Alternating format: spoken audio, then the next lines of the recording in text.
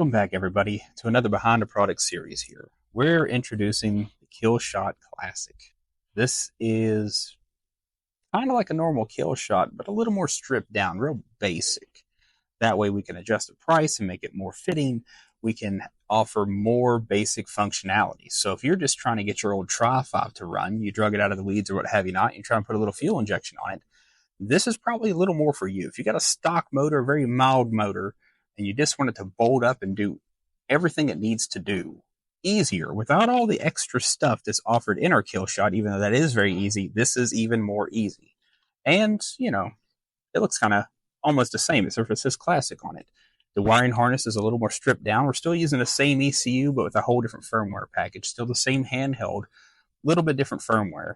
So the wizard's easier, a little bit more basic, but all the functionality that you should really need there to make it function, it's all there. You know what I mean? Like it's exactly what you need on a very basic level. So we're dumbing it down to make it a lot smarter in a way. So it still has an O2 sensor. We did add in a little extra thing, which I'm a big fan of. We're including these relays here as for like switch 12-volt protection, because we get some calls in and something happened and it created an issue or what have you not. But this system, we've taken out all the stuff that we see confuses people more. So we just stripped it down for the people because it was kind of requested that we do it. And why not make a whole other product that's just its own separate deal? So let's get into all the nuts and bolts of it. Let's talk about some wiring harness. Look at this throttle body. So this throttle body, it's the same 1000 CFM throttle body as all of our other Killshot systems, Royal Flush, Jackpot TBI, what have you not. But, it's boost capable and all that. We put smaller injectors in there. So it puts a ceiling on the horsepower level of about 400 horsepower. So we shrunk up the injectors a bit. That way, because who's going to use 100 pound an hour each injectors on a stock motor that might make 400 on a really good day?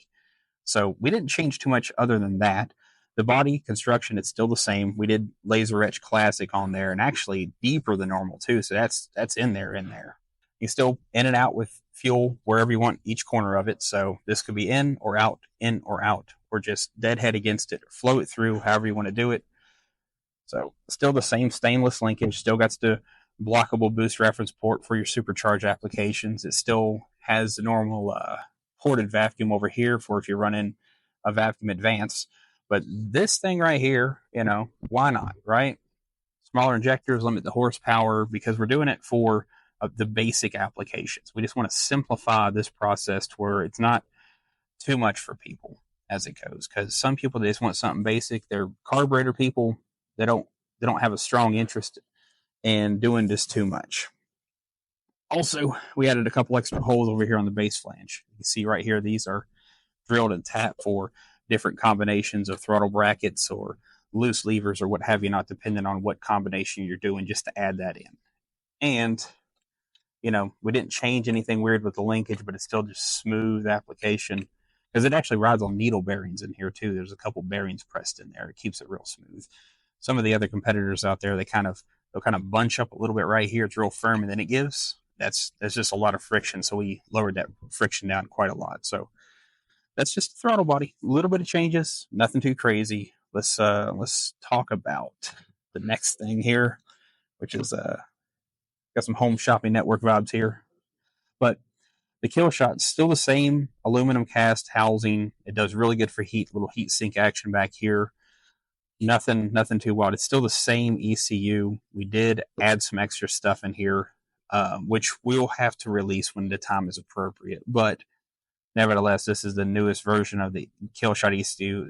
It can still, retroactively go backwards with it with small modifications, but this is a really, really, really good unit. This is the newest thing we got when it comes to our ECUs. So I'm pretty pleased about that. But luckily, we didn't change too much to, that way we didn't have to jack the price up on anything. We actually lowered the price because we already manufacture that. Same handheld. This handheld works with everything else. It's a 5-inch GPS handheld. It's got the new graphic user interface. Just you can use it on a Jackpot, what have you not. It's a standard issue 5-inch. Nothing crazy there. Still the same O2 sensor.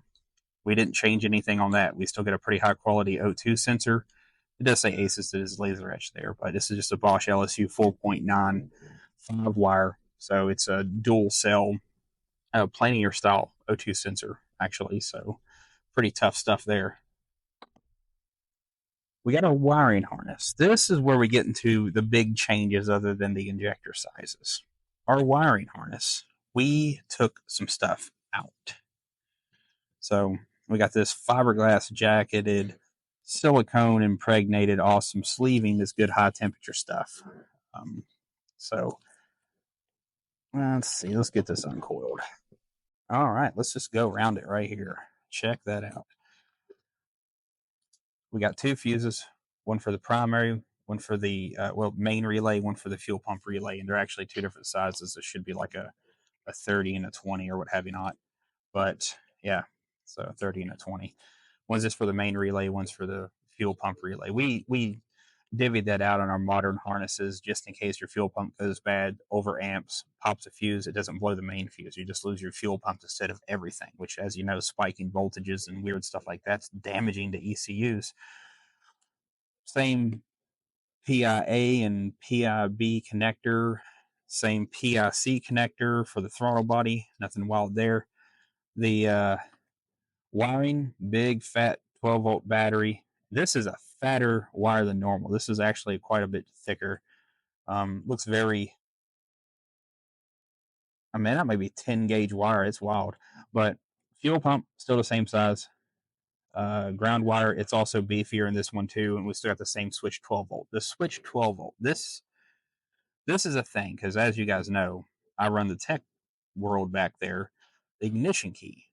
One of the common things that kill the ECUs and handhelds and creates CAN communication errors and all kinds of stuff is dirty voltage to this particular wire.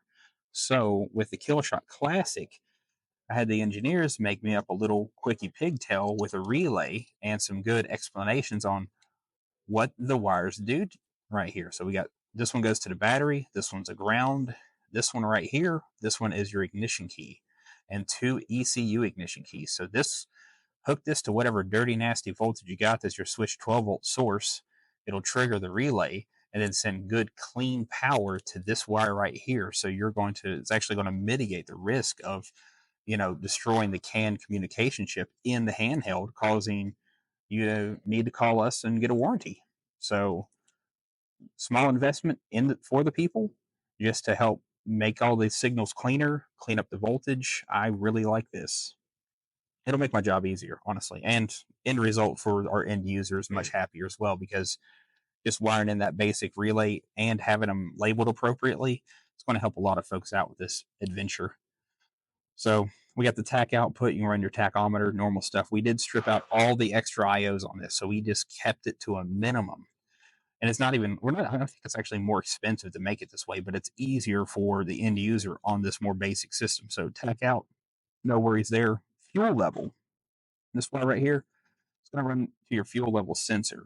So we'll have the inputs for that here very, very soon, which I'll be making a whole separate video about how to hook it up, plug it in, the theory behind it, and all the different customizable items in that as well. We can still do a fan 1 and fan 2 trigger. We didn't take that away because some people are still running electric fans on their older cars. Most of these won't get used. I got to be honest. Most people are going to have an old, Flexolite fan or something in their big metal fan with a viscous coupler clutch that's going to be, as it gets the temperature, it turns on. So you won't have to worry about these so much. But if you want to use them, they're there. Then we got our inputs. This is not going to be running timing control. This right here is just going to be from a CDI box or it's going to be from coil negative or an HEI distributor. No timing control with this unit. That's going to help keep the cost down. That's going to help keep a lot of things happening just right, for what this system is really designed for, which is going to be somebody bringing a car out of the weeds, and just making one run. Somebody that wants a cruiser, they don't want to fool with changing distributors, timing control, worrying about what coil to use, having to call in 1,000 times, or skipping it in the instructions and getting it wired wrong and then smoking something. So we just wanted to keep it as simple as possible, the most basic install, the easiest way around it. So that way you hook up a wire, some kind of RPM signal, it's going to pulse the injectors and do its job. Still has a CAN cable. You can still go into the laptop and do stuff with it if you want to. You still hook it to the handheld and do stuff with it if you want to. You've got some coolant temp sensor still. That's you got to have one of those. But we've tightened up a lot of parameters in this particular more basic classic system um, to be more user friendly. So when you key it on, you'll probably see the wizard kick on straight out of the gate, ask you a couple of simplified questions, and it should have a very good calibration just off those basic parameters for your engine size. We're not taking into consideration massive camshafts and all kinds of other crazy stuff because this is supposed to be a tamed down version of it. One of the, the 400 horsepower range. Somebody just wants to make their small block run. So that's why we put together this more stripped down, more realistic package for the Killshot, the Killshot Classic. So big fan of this. I think it's a great idea. But I'll be doing an install on this here just shortly. So, thanks for hanging out while we talk about this. I'm glad we can bring this to you.